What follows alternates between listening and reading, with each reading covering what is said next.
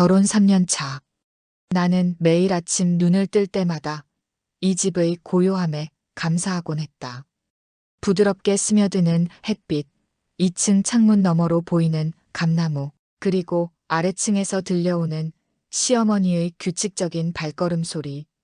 이 모든 것이 나에게는 안정의 다른 이름이었다. 우리 집은 오래된 2층 단독주택이었다. 외벽은 세월을 먹은 듯 하얀 페인트가 군데군데 벗겨져 있었지만 그마저도 고즈넉하게 느껴질 만큼 정겹고, 담벼락 옆에는 봄이면 연두빛 새순이 돋아나는 진달래 덤불이 있었다. 마당에는 한쪽 구석에 장독대가 나란히 놓여 있었고, 그 옆에는 말순 어머니가 손수 가꾼 채소밭이 자리 잡고 있었다. 봄이면 상추, 여름이면 토마토와 오이, 가을이면 고추가 주렁주렁 달렸다. 2층은 우리 부부의 공간이었다. 방 하나는 침실로, 또 다른 방은 나의 작은 서재 겸 드레스룸으로 쓰고 있었다. 거실 겸 주방은 해가 잘 드는 남향이라 아침마다 햇살이 가득 들어와 작은 나무 식탁 위에 금빛 무늬를 만들었다. 1층은 시어머니 말순의 생활 공간이었다. 거실, 작은 부엌, 그리고 방 하나. 층이 다르다 보니 서로 생활 패턴이 부딪히는 일도 드물었고, 서로의 사생활을 존중해주는 분위기가 자연스럽게 형성되어 있었다.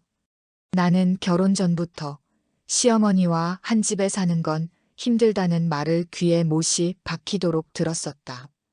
아무리 좋은 분이라도 같이 살면 티격태격하게 된다니까. 내 공간이 없어지는 거야. 결혼하자마자 시월드 직행이라니 너 대단하다. 그런 말들이 처음에는 나를 살짝 불안하게 만들었지만 막상 살아보니 그런 우려는 기우에 불과했다. 말순 어머니는 내게 간섭을 거의 하지 않았다. 아침에 눈을 뜨면 1층에서 이미 밥 냄새가 은근히 올라왔다. 된장찌개, 고등어 조림, 멸치볶음 같은 구수한 냄새였다.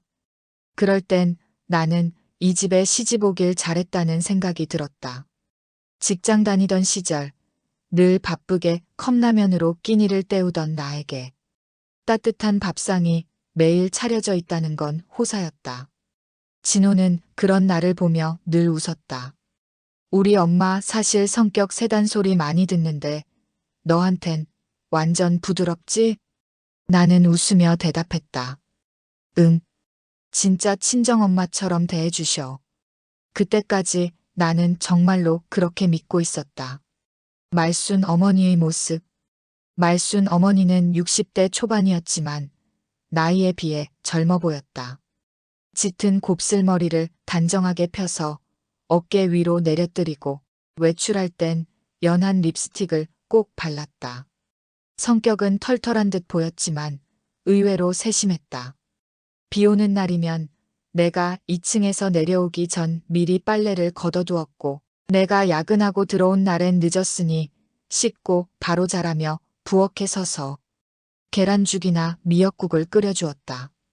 연주야, 결혼하면 여자한텐 친정보다 시집이 더 중요해. 여기선 내가 편해야 돼.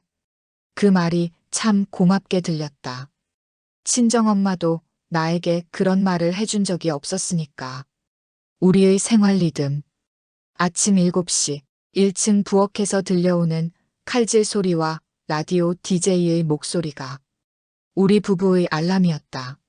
나는 부시시하게 머리를 묶고 1층으로 내려가 인사를 했다. 어머니, 안녕하세요. 왔어? 밥 퍼놨다. 식탁 위에는 김이 모락모락 나는 밥, 뜨끈한 된장국, 그리고 갓 무친 나물이 놓여 있었다. 아침을 먹고 나면 진호는 회사로, 나는 동네의 작은 문화센터로 향했다. 그곳에서 서예 강의를 듣고 가끔은 봉사활동에도 참여했다. 오후에 돌아오면 2층 거실에서 책을 읽거나 드라마를 보며 시간을 보냈다. 저녁이 되면 진호가 돌아오고 우리는 주로 2층에서 밥을 먹었다. 말순 어머니는 간혹 반찬을 가져다 주시곤 했지만 굳이 같이 식사하자는 말은 하지 않았다. 그 거리감이 나에겐 편했다. 친구들의 시선.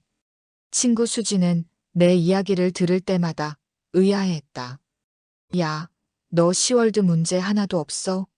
진짜? 응. 오히려 같이 살아서 더 좋아. 와 드라마에서만 보던 일인데. 나 같으면 벌써 싸웠다. 그때까지만 해도 나는 조금 우쭐해져 있었다. 남들이 힘들어하는 걸 나는 잘 해내고 있다는 생각, 시어머니와의 관계가 남들보다 훨씬 성숙하다는 자부심 같은 것. 그래서 작은 이상한 점들도 대수롭지 않게 넘겼다. 작은 징후. 어느 날 내가 2층 거실에서 빨래를 개고 있었을 때였다. 1층에서 말순 어머니와 진호의 웃음소리가 들려왔다. 아이고, 우리 아들 손이 얼마나 예쁜지. 엄마가 제일 잘 알아. 그리고 뭔가 손을 탁탁 두드리는 소리. 그 뒤로 들린 가벼운 웃음소리가 스치듯 들려왔다. 그 순간 잠깐 어색함이 목구멍에 걸렸지만 곧 엄마니까 그럴 수 있지라고 스스로를 설득했다. 그땐 정말 그게 대수로운 일이 아니라고 믿었다. 이렇게 우리 집은 겉으로 보기엔 평온했다. 아무 문제도 없어 보였고 나는 안전한 울타리 안에 있다고 생각했다. 하지만 지금 돌이켜보면 그 평온함은 너무 완벽해서 오히려 불안했다. 마치 깊은 호수 표면이 고요하게 빛나고 있을 때 그 아래에서 무언가 거대한 것이 느릿하게 움직이고 있는 것처럼. 이 장면이 바로 나와 진호 그리고 말순 어머니의 이야기가 시작되기 직전이었다. 나는 그저 행복하다고 믿었고 그 믿음이 나를 천천히 그러나 확실하게 함정 속으로 끌고 들어가고 있었다. 그날도 평소와 다르지 않았다. 아침 햇살은 여전히 부드럽게 2층 창문을 두드렸고 1층에선 라디오에서 들려오는 경쾌한 음악과 말순 어머니의 칼질 소리가 어김없이 울려 퍼졌다. 나는 커피를 내리며 창밖을 바라봤다. 마당의 감나무 가지 사이로 참새들이 제잘거리며 날아다녔다. 이 평화로움이 언제까지나 이어질 거라고 아무 근거 없이 믿고 있었다. 첫 번째 어색함. 그날 저녁 진호는 평소보다 조금 늦게 퇴근했다. 문이 열리는 소리가 나서 반갑게 내려다보니 1층에서 진호와 말순 어머니가 나란히 앉아 있었다. 둘 다 웃고 있었고 어머니의 손에는 작은 접시 위에 담긴 귤이 있었다. 오연주 왔어? 말순 어머니가 나를 보며 손짓했다. 우리 아들, 어릴 때처럼 귤 까주고 있었어. 너도 먹을래? 귤 향은 달콤했지만 그 순간 나는 뭔가 말로 설명할 수 없는 이질감을 느꼈다. 마치 내가 예상하지 못한 둘만의 시간을 우연히 들이닥친 기분이었다. 두 번째 어색함. 며칠 뒤 나는 주말 청소를 하던 중 1층 거실을 지나가게 됐다.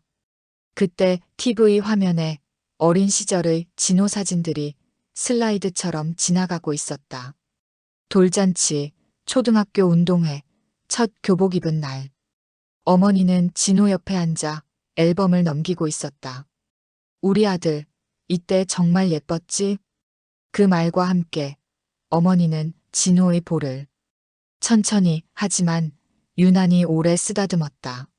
나는 그 장면을 잠시 바라보다가 괜히 부엌 쪽으로 발걸음을 옮겼다. 내가 거기에 끼어드는 게 어색하다고 느껴졌기 때문이다. 그날 밤 이상하게도 그 장면이 자꾸 떠올랐다. 엄마가 아들 볼을 만진 게 뭐 어때서? 내가 예민한 건가? 그렇게 스스로를 다독이려 했지만 머릿속 어딘가에 작은 금이 간 듯한 기분은 사라지지 않았다. 균열이 스미는 방법. 이상한 일들은 아주 사소하게, 그러나 꾸준히 일어났다. 저녁 식사 중 가끔 말순 어머니가 젓가락으로 직접 진호의 접시에 고기를 올려주며 이건 내가 제일 좋아하는 거잖아 라고 말했다.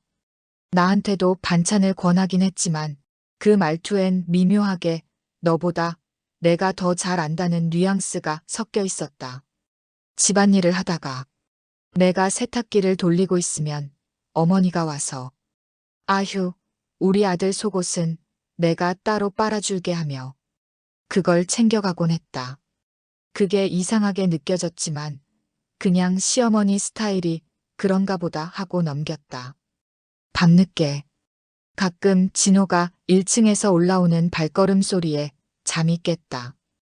이유를 물으면 그냥 엄마랑 얘기 좀 했어라고 했다. 대화 내용은 알려주지 않았다. 균열의 첫 목소리. 한 번은 문화센터에서 돌아오는데 마당에서 말순 어머니와 이웃집 아주머니가 얘기하는 소리가 들렸다. 아드님이 참 잘생기셨어요. 그쪽? 어릴 때부터 여자들 줄 섰다니까. 결혼은 했지만 엄마 눈에는 아직 애예요. 그 아직 애라는 말이 이상하게 마음에 걸렸다. 그날 저녁 나는 진호에게 농담처럼 물었다. 당신, 엄마 눈에는 아직 애래. 진호는 웃으며 말했다. 그야 평생 아들이었는데 뭐. 그냥 귀엽게 봐주면 되지. 나는 고개를 끄덕였지만 속으로는 그래, 그럴 수도 있지 하면서도 왠지 모르게 웃음이 나오지 않았다. 불청객 같은 기분. 가끔은 집 안에서 내가 손님 같은 기분이 들 때가 있었다. 예를 들어 1층 부엌에 가면 냉장고 속 반찬통에 내 손이 먼저 가는 게 괜히 조심스러웠다. 어머니가 내 눈치를 주는 건 아니었지만 그 공간의 주인은 나보다 어머니라는 걸 몸이 먼저 느끼고 있었다. 심지어 진호와 대화할 때도 어머니가 끼어들면 이상하게 내가 말끝을 흐리게 되곤 했다. 그 순간부터 우리 셋 사이에는 보이지 않는 선 같은 게 생겨나기 시작했다. 균열이 깊어지는 순간 가장 기억에 남는 건 그날 밤이었다. 나는 서재에서 책을 읽고 있었고 진호는 거실에서 TV를 보고 있었다. 잠시 후 진호가 자리에서 일어나 1층으로 내려갔다. 별 생각 없이 책을 읽던 나는 30분이 지나도 진호가 돌아오지 않자 컵을 씻으러 부엌으로 향했다. 그때 아래층에서 들려오는 웃음소리에 나는 걸음을 멈췄다. 어머니의 웃음, 그리고 진호의 낮은 목소리, 그리고 짧은 침묵 후 뭔가 손등을 쓰다듬는 듯한 사각하는 소리.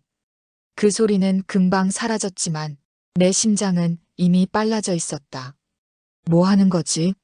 내 발걸음은 계단 위에서 멈춰 있었고 결국 나는 아무 말도 하지 못한 채 다시 내 방으로 돌아왔다. 그날 이후 나는 이상하게 작은 일에도 귀를 기울이게 되었다.